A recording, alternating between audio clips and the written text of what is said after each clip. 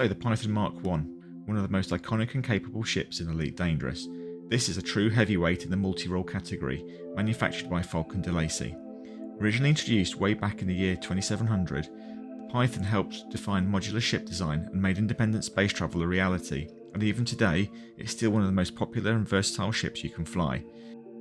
The Python is a medium ship, meaning it can dock at outposts, unlike large ships, which makes it incredibly valuable for trading, mining, and missions in remote systems.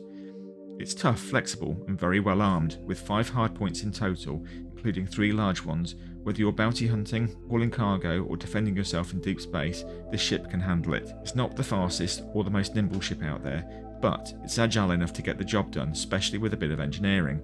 Its mass lock factor is impressively high, meaning it can stop even large ships from jumping out of a fight, making it a great choice for piracy or interdiction. Its cargo capacity is also excellent, nearly 300 tons if you strip it down, so it's ideal for community goals and large trade runs. And thanks to its generous internal compartments, you can outfit it for mining, exploration, or anything in between. The only real downside is power management. With all those hardpoints and systems, it's easy to overextend your power plant, especially in combat. So, some engineering is definitely recommended if you want to get the most out of this ship. All in all, the Python is a true multi-role powerhouse. It hits hard, carries a lot, and fits almost any role in the game. It's often the next step for players who have outgrown their Cobra or Asp, and many veteran commanders still swear by it as their go-to ship. If you're looking for a serious upgrade without moving into large ship territory, the Python Mark I is a ship you'll want to get your hands on. The Python Cockpit has a different aesthetic and feel compared to the Cobra Mark III and the Sidewinder, giving off a 1960s or 1970s vibe with the interior colours, but also with some of the detailing around the cockpit with the brushed metal detailing. The rounded heat vents and smaller mini displays dotted around the cockpit, I personally get Star Trek vibes from some of the detailing. It's clearly a lot bigger than the previous 2 cockpits and better lit. Like the Cobra, it has a second seat for another commander, and this can be a multi-crewed ship. The pilot seat is offset from the centre but doesn't detract from flying the vessel. Compared with the Cobra, it's a step up in terms of size. It even has a series of steps which takes you up to the rear of the cockpit. Again, we have the door at the rear of the cockpit, teasing us with the prospect of what might exist beyond. We've now lost the mini swing-out keyboard that we saw in both the Sidewinder and the Cobra, but instead we gain a sense of space, with multiple auxiliary screens, and again lots of little cubby holes and storage spaces. We see more of the luggage rack straps dotted around. I love the centre console section with the trailing wires coming out, which then go under a section of floor before coming out at another section.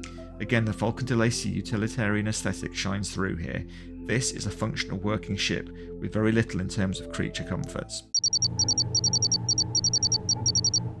Walking into the hangar and seeing the Python Mark I for the first time really drives home just how big and tough this ship is. It has presence. Where the Sidewinder felt scrappy and the Cobra versatile, the Python feels powerful, sleek and purposeful, almost predatory.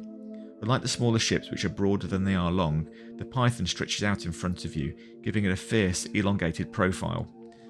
Like the Cobra, it has a boarding walkway for access, though in VR it looks surprisingly steep as it connects up to the underside of the ship.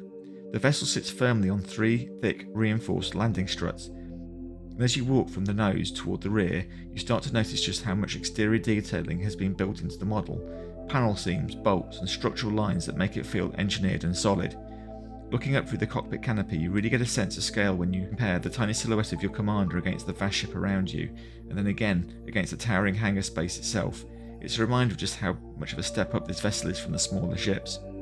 At the back, the Python shows off 4 huge engine nozzles, each one giving the impression of sheer power and speed, and instead of a simple rear hatch like on the Sidewinder or Cobra, there's a larger rear structure that feels like it could open up to allow access deep inside the ship's interior, another one of those tantalising details that makes you wish we could actually explore it on foot. That brings us to the end of our VR tour of the Python Mark I. A true multi-role powerhouse, the Python has earned its place as one of the most capable and respected ships in the galaxy, and in VR you really get a feel for how big and commanding this ship is from the cockpit. If you enjoyed this video, make sure to check out the earlier episodes in the series where we looked at the Sidewinder and the Cobra Mark III in full VR detail, and there's more to come like the Asp Explorer and other favourites, so be sure to stick around. Thanks for watching. Don't forget to like, subscribe and drop a comment if there's a ship you'd like to see featured in VR. Until next time, fly safe commanders, and I'll see you out there in the black.